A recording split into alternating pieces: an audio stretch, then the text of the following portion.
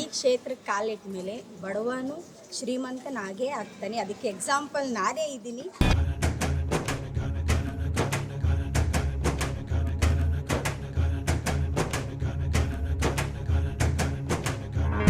ಹೇಳೋಕ್ಕಾಗಲ್ಲ, ಆ ಥರ ಆಶ್ಚರ್ಯ ಅನ್ನಿಸ್ಬಿಡ್ತು. ನಾವು ಏನು ಕೇಳಿದ್ವಿ ಮನ್ಸಲ್ಲಿ ಅನ್ಕೊಂಡು ಹೋಗಿದ್ದು ಅದನ್ನ ಅಲ್ಲಿ ಒಳಗಡೆ ಹೇಳಿದ್ರು.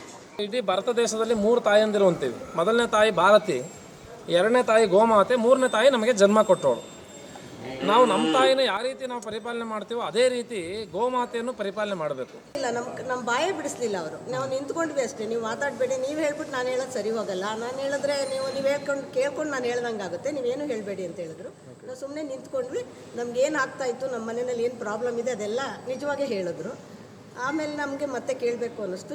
ಅದಕ್ಕೋಸ್ಕರ ಇವತ್ತು ಬಂದ್ವಿ. ಬೇಕಾದ್ರೇ ನಾವು ಫಸ್ಟು ಇಲ್ಲಿ ಬಸ್ಸಲ್ಲಿ ಓಡಾಡ್ಕೊಂಡು ಬಂದ್ವಿ, ಇವಾಗ ಕಾರಲ್ಲಿ ಬರ್ತಾ ಇದ್ದೀವಿ. ಅದೇ ಒಂದು ಸಕ್ಸಸ್. ಹರಕೆ ಕಟ್ಕೊಂಡು ಕಾರ್ ತಗೊಂಡ್ವಿ. ಈಗ ಹರಕೆ ತೀರ್ಸೋದಕ್ಕೋಸ್ಕರ ದೇವಸ್ಥಾನಕ್ಕೆ ಬಂದಿದ್ದೀವಿ. ತುಂಬ ಒಳ್ಳೆಯದಾಗುತ್ತೆ.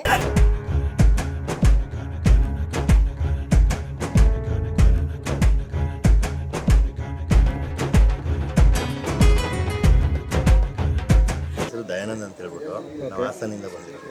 ನಿಜವೂ ಹೇಳೋಕ್ಕಾಗಲ್ಲ, ಆ ಥರ ಆಶ್ಚರ್ಯ ಅನ್ನಿಸ್ಬಿಡ್ತು.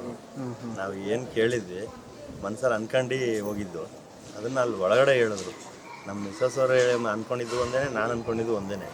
ಬಟ್ ಇಬ್ಬರು ಎಲ್ಲನೂ ಹೇಳಿದ್ರು. ನಮ್ಗೆ ನಿಜವೂ ನಂಬಕ್ಕಾಗ್ತಾಯಿಲ್ಲ, ಆ ಥರ ಹೇಳಿದ್ರು. ಏನು ಅನ್ಕೊಂಡಿದ್ರಿ ಸರ್? ಏನು ನಮ್ಮಂಥವ್ರಿಗೆ ಇನ್ನೇನಿರುತ್ತೆ, ಮಕ್ಕಳಿಗೆ ಒಳ್ಳೆ ಎಜುಕೇಷನ್ನು, ಒಂದು ಸ್ವಂತ ಮನೆ ಕಟ್ಟಬೇಕು, ನಮ್ಮನ್ನು ಸ್ವಲ್ಪ ವ್ಯವಹಾರಗಳು ಚೆನ್ನಾಗಿರ್ಬೇಕು ಅಂತ ಹೇಳ್ಕೊಂಡು ನಾವು ಕೇಳಿದ್ವಿ. ಹೇಳೋಕ್ಕಿಂತ ಮುಂಚೆ ಎಲ್ಲ ಅವರೇ ಹೇಳ್ತಿದ್ದಾರೆ ಅಂದರೆ ನಿಜವಾಗ್ಲೂ ನಂಬಕ್ಕಾಗ್ತದೆ.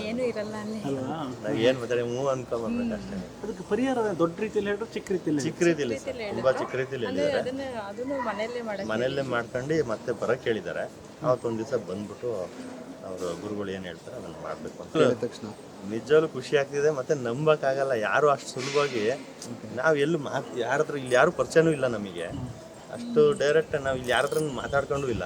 ನಾವು ಏನು ಅಂದ್ಕೊಂಡಿದ್ದೀವಿ ಅನ್ನೋದನ್ನ ಅಷ್ಟು ನೀಟಾಗಿ ಹೇಳಿದ್ರೆ ನಮಗೆ ಖುಷಿ ಆಗ್ತಿದೆ ಸರ್. ನಿಜವಾಗ್ಲೂ ಖುಷಿ ಆಗ್ತಿದೆ. ಅದನ್ನ ಅಷ್ಟು ಸುಲಭವಾಗಿ ಯಾರ ಕೈಲಿ ಹೆಂಗೆ ಹೇಳೋಕ್ಕಾಗುತ್ತೆ ಮೇಡಮ್? ನಿಮಗೇನು ಅನಿಸ್ತು?